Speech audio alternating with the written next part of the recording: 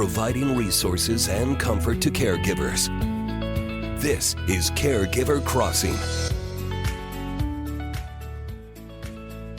Oh, you start. Hey, everybody.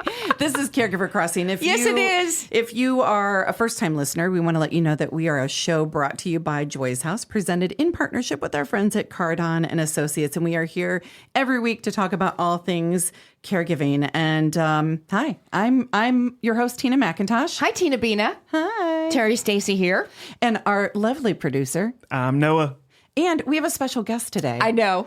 Pretty girl. You want me to introduce her? Please. So in the room, about 22 years ago, I had my first child, and she's here today, and she's 22, and her name's Maya. Hi, Maya. Hi. Glad to have you here. Happy to be here. Not because she's an expert in caregiving, other than I want her to realize that one day her role will be to care for me.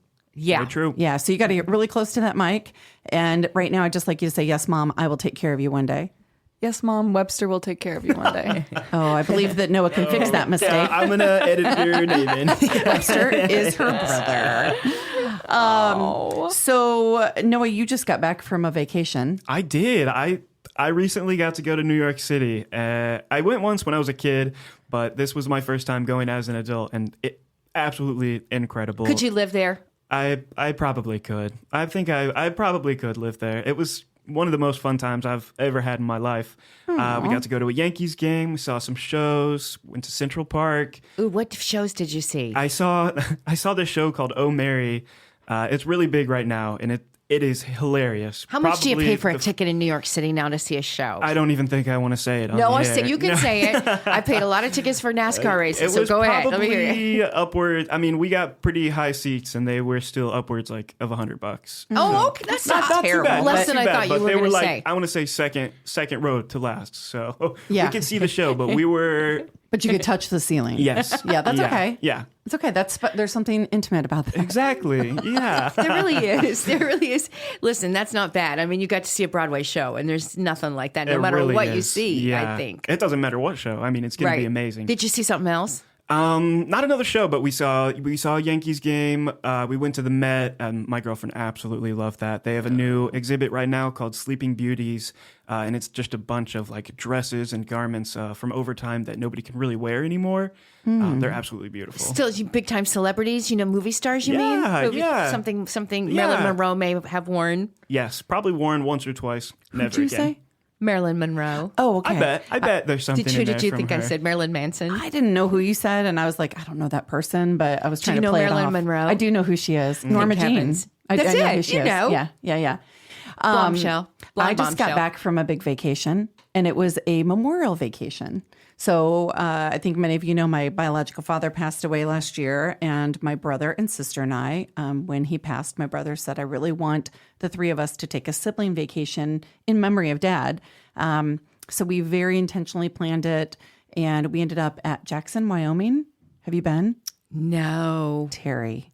But how did you end up there? What was in Jackson, Wyoming? What did you want? What said, let's go to Jackson, Wyoming? So we, with great intention, and I think this is important for listeners too, like with great intention, we planned the trip. We wanted there to be components of nature.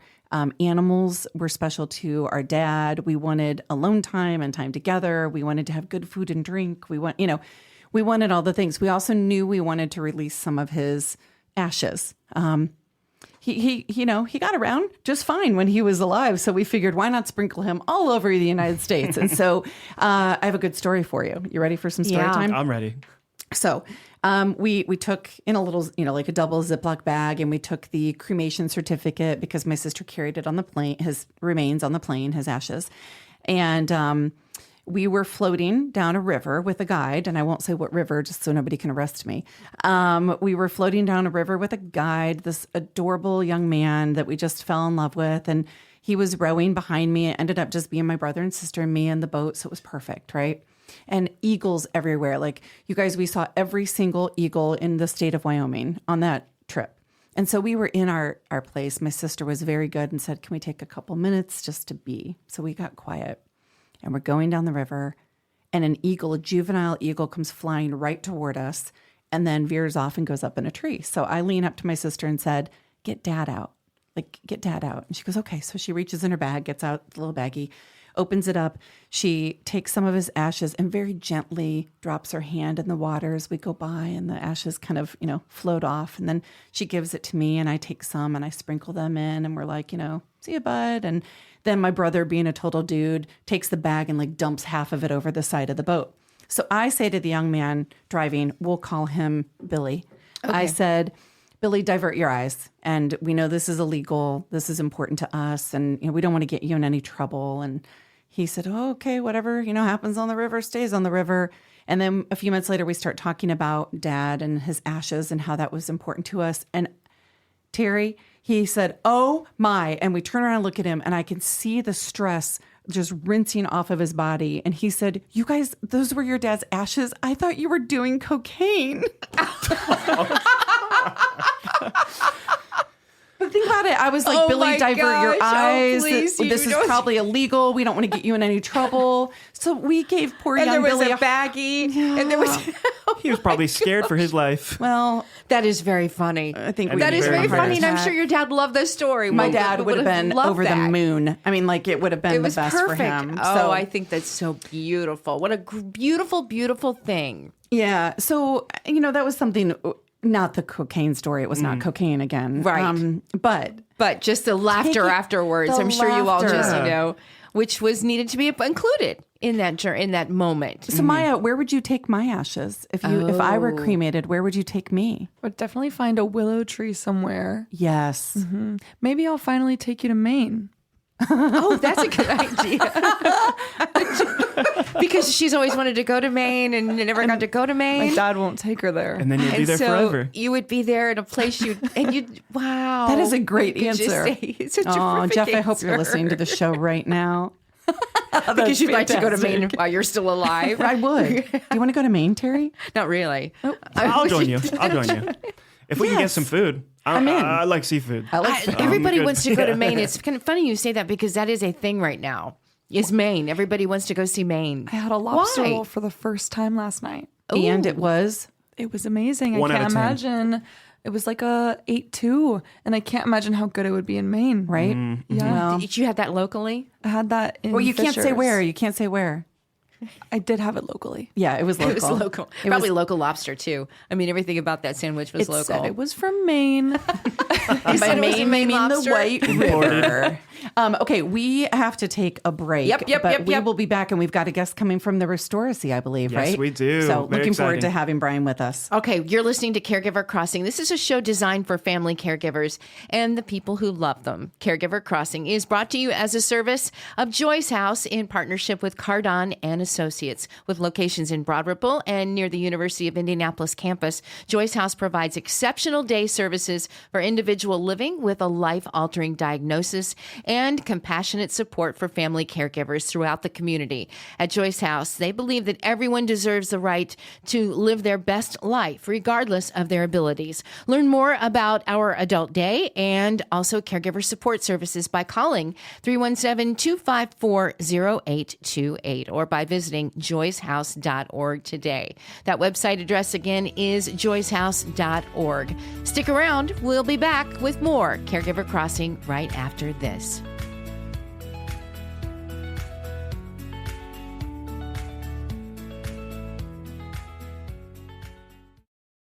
Why choose a Sleep Number smart bed? Can I make my site softer? Can I make my site firmer? Can we sleep cooler? Sleep Number does that. Cools up to 8 times faster and lets you choose your ideal comfort on either side. Your Sleep Number setting.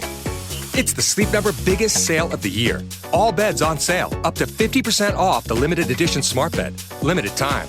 All Sleep Number smart beds offer temperature solutions for your best sleep. Check it out at a Sleep Number store or sleepnumber.com today.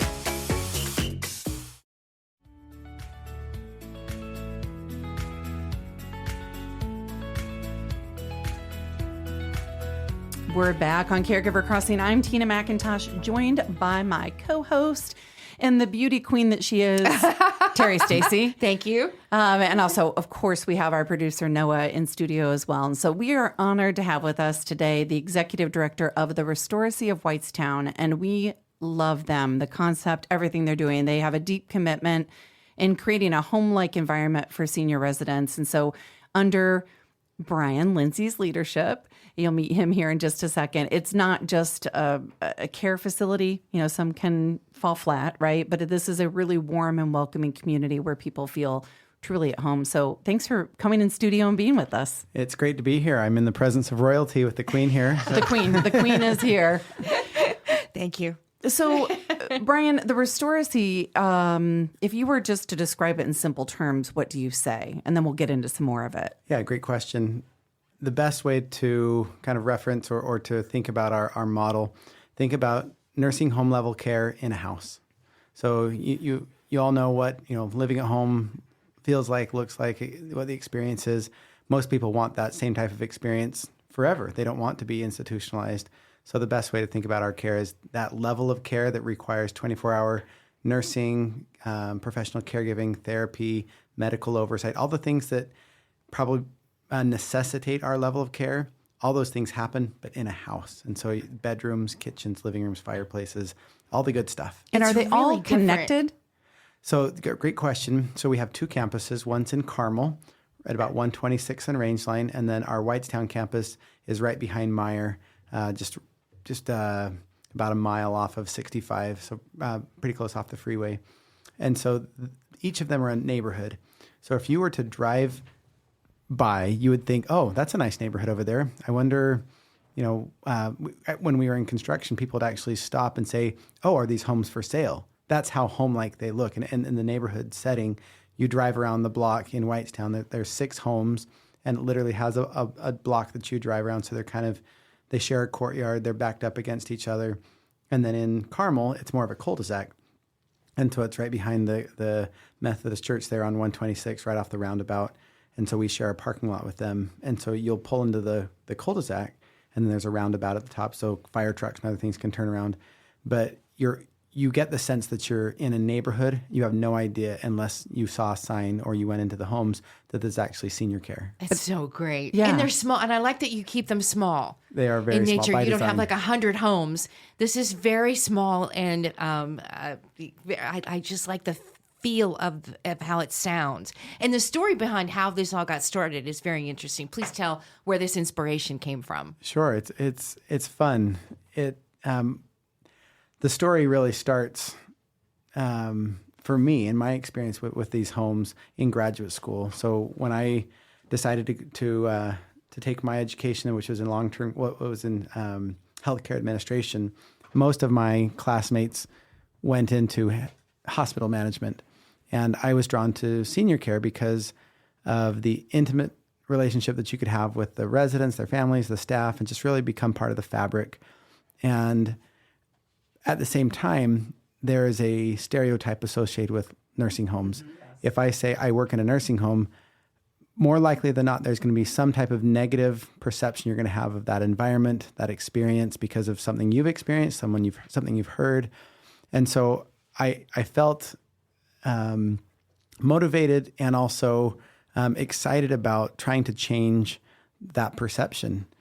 And one of the reasons I got into long-term care was so that I could be part of that change and helping people have a better perception with more love, more care. And that's one of the attractive things about being a nursing home administrator is you have the ability to influence that in a small environment. After 10, 11 years of doing that in what we would call big box or institutional nursing homes, I realized that my influence could only go so far. I'd worked for companies that had done, change of ownership. They'd take the same old nursing home, put a new name on it, paint the walls, redo the floor, and say, yay, but then it's still the same bricks and mortar, still the same operation.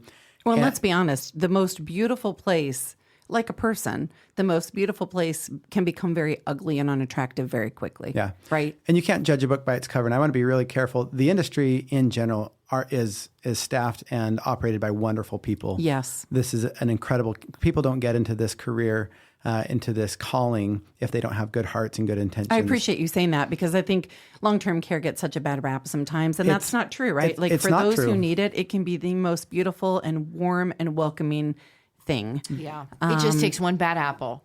Well, it does. Unfortunately, that's what people grab hold of often. Right. And so Covers everybody. And all these things are true. They are wonderful people. And the the thing that I learned over my experience before we opened the Restoracy was people don't want this model.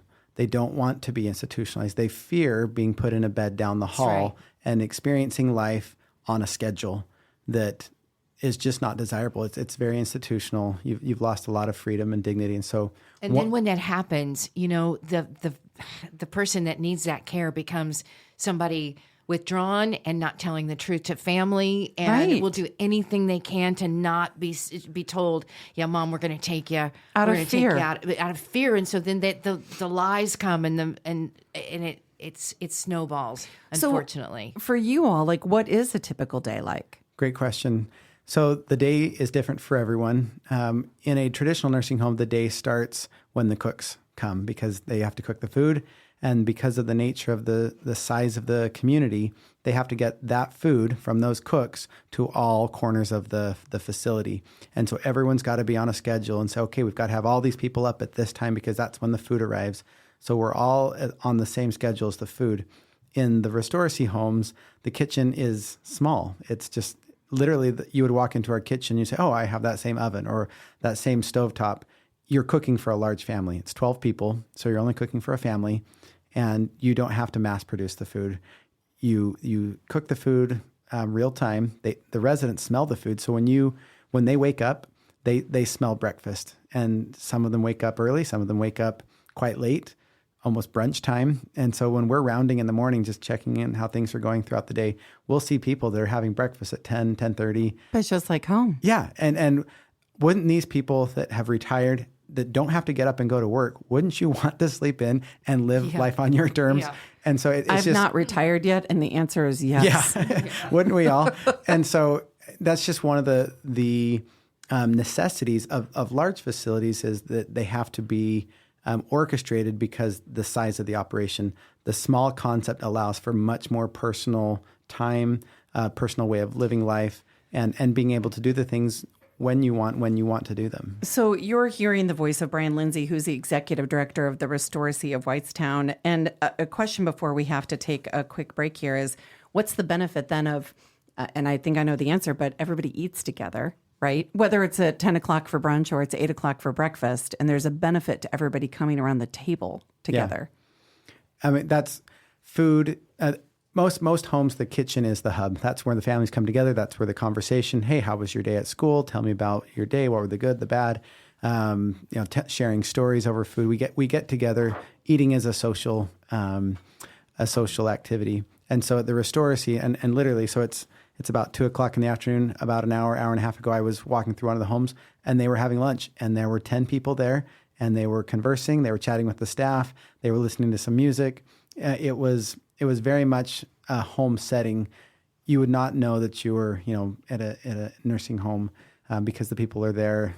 Well, and I would imagine it can be, I can be there at 6 o'clock in the morning, and there might be somebody up having coffee, and everybody else might still be asleep. Like, no matter what time of the day you're there, that's a great point. Whatever they want to be doing, which, let's be honest, in personalized, person-centered care is the most important thing. Right. We're going to have to take a break here, but when we come back, I want you to tell people how they can come and learn more about the Restoracy. So we'll be back in a moment. You're listening to Caregiver Crossing. This is a show designed for family caregivers and the people who love them. Caregiver Crossing is brought to you as a service of Joy's House in partnership with Cardon and Associates, with locations in Broad Ripple and also near the University of Indianapolis campus. Joy's House provides exceptional day services for individuals living with a life-altering diagnosis and compassionate support for family caregivers throughout the community.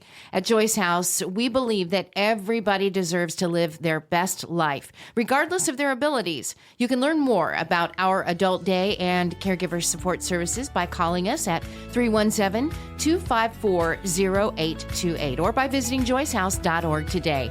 That address again is joycehouse.org. Stick around. We're going to be right back with more Caregiver Crossing right after this.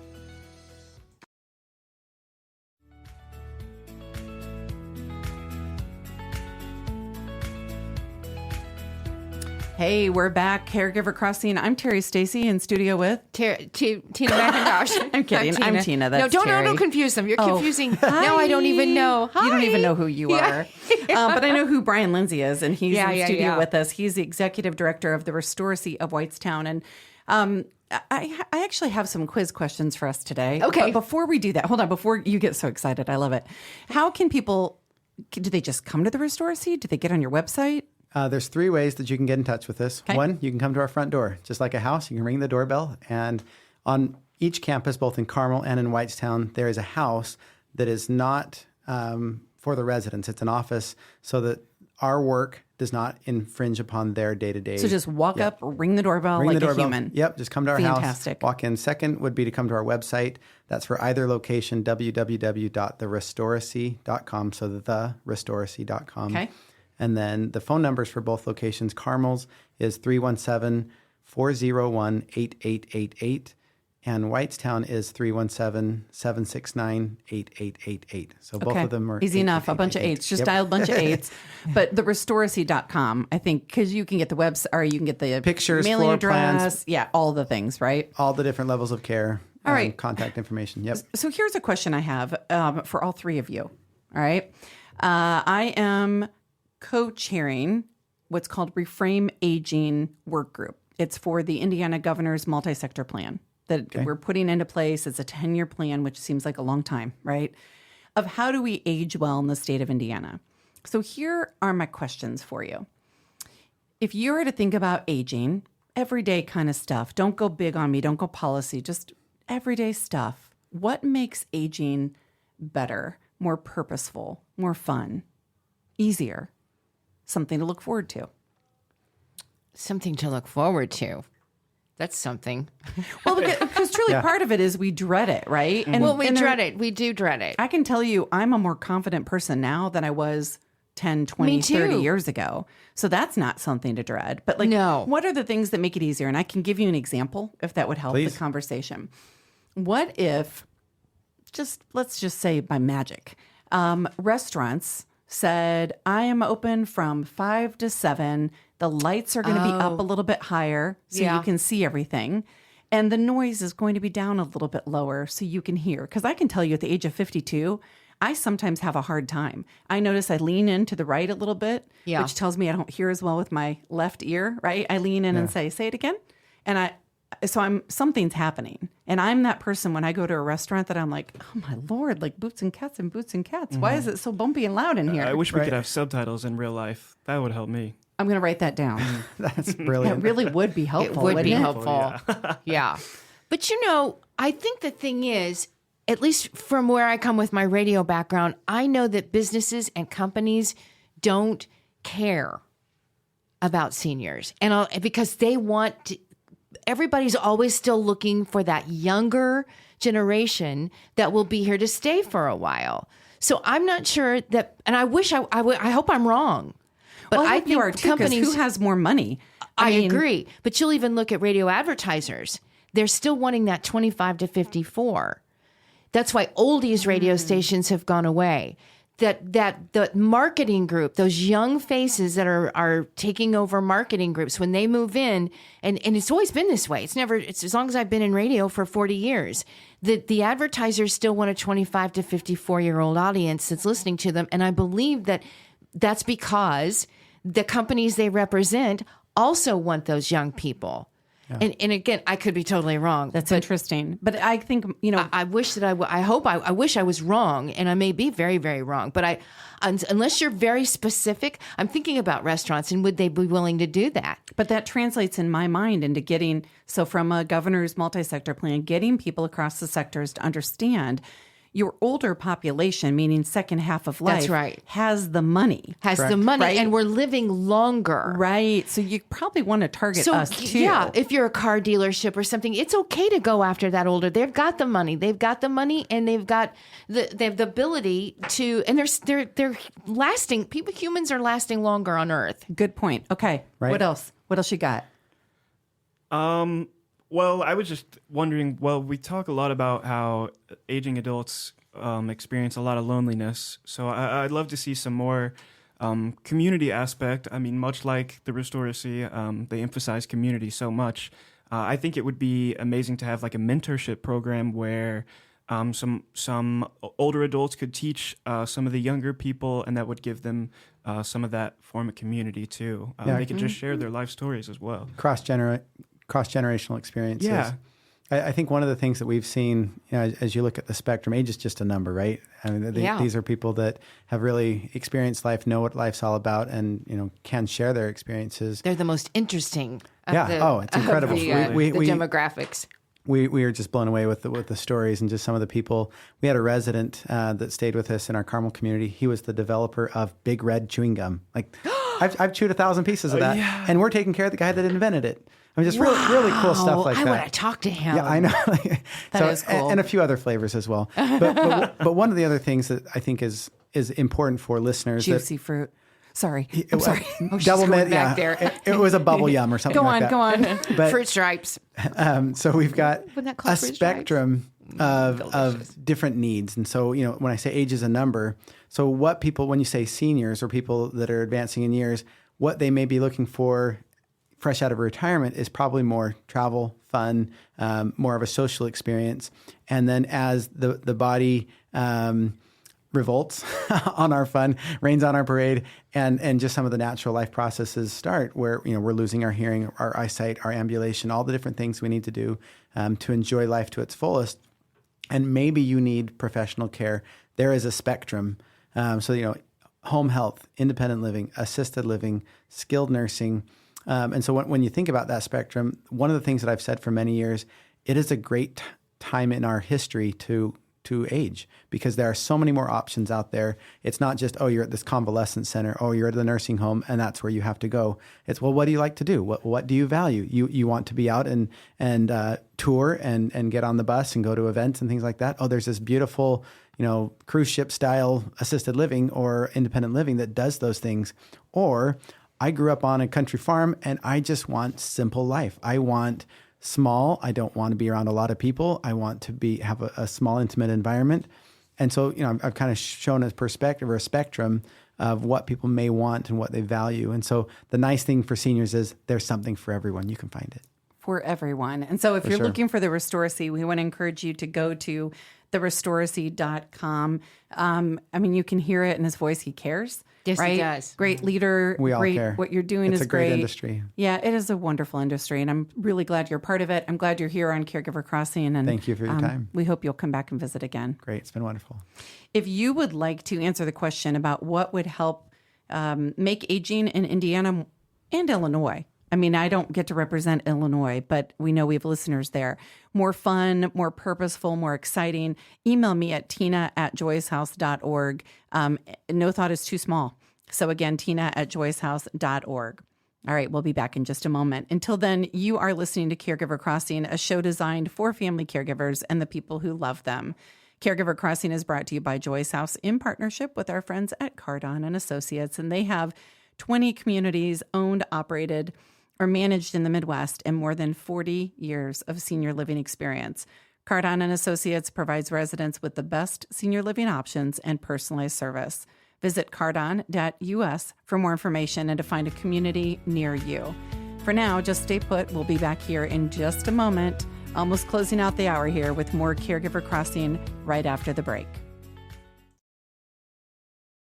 Welcome back to Caregiver Crossing. Thank you again, Brian. Thank you so much to our listeners, too, for sticking around with us through this last break. I'm Terry Stacy, along with Tina McIntosh, and producer Noah's here. Maya is back in the room. And we just, as we said, finished our conversation with Brian. I liked your question. Yeah. If you're just joining us, if you're just tuning in. Oh, okay. So if you're just joining us, I hope that you will email me at tina@joycehouse.org with your thoughts on aging. In the state of Indiana, I'd also be interested to hear from those of you in Illinois, although I'm representing a committee for the governor's multi-sector plan in Indiana.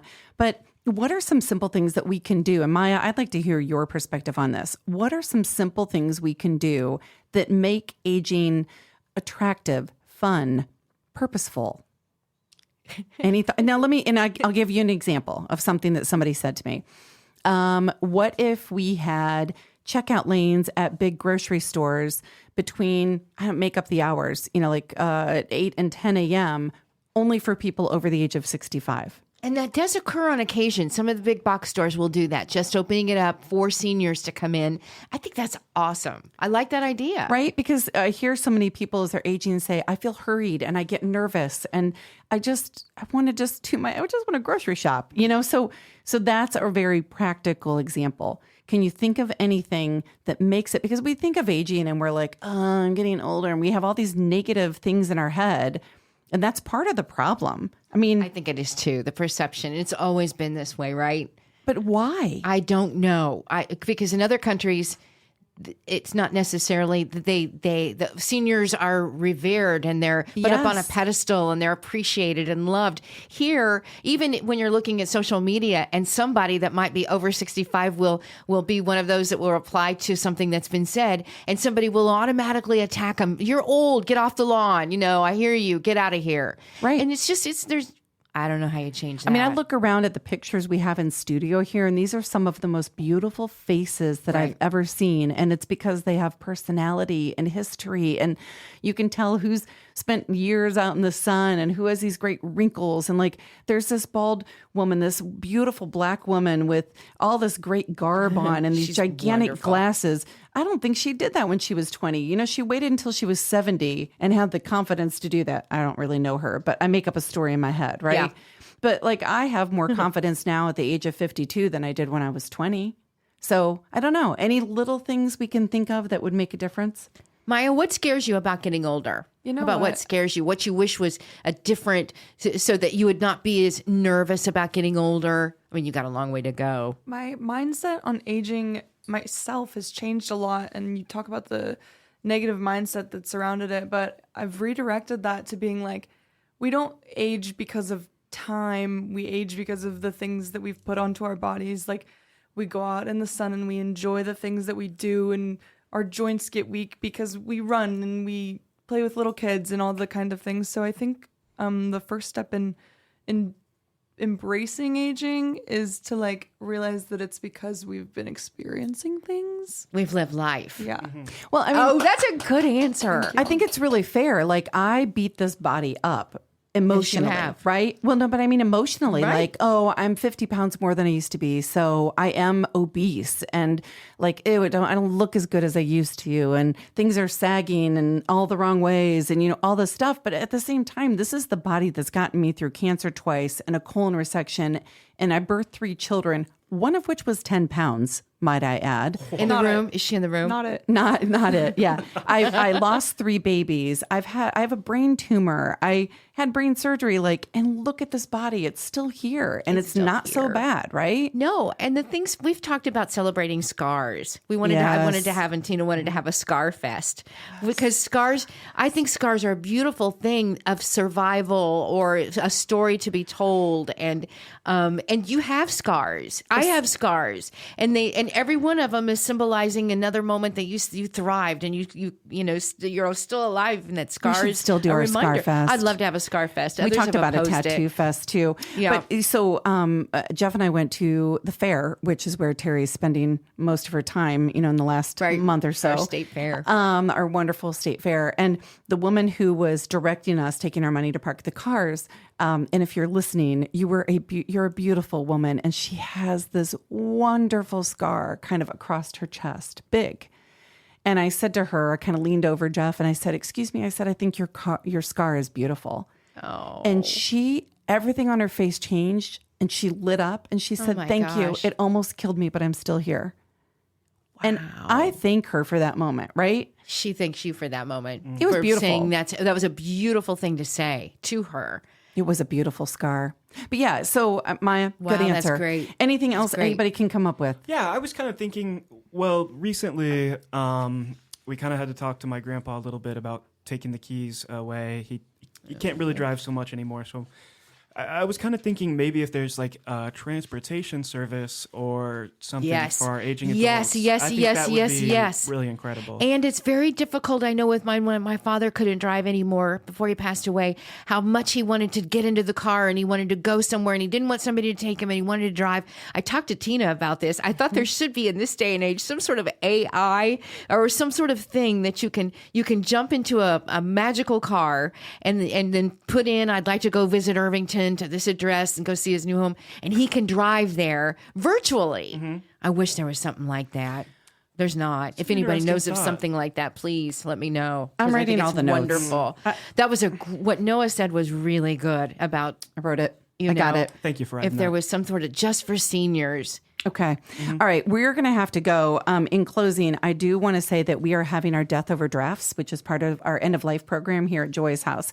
And it is going to be this Tuesday, 5:30 at the Gugman House? Gugman House. Gugman House Brewing, which is on Gent Avenue in Indianapolis. And you can come and you can grab a beer, you can grab a Coca-Cola, a glass of water, anything you want, however you want to do this. We invite you to come in and relax and engage with each other for a couple of hours.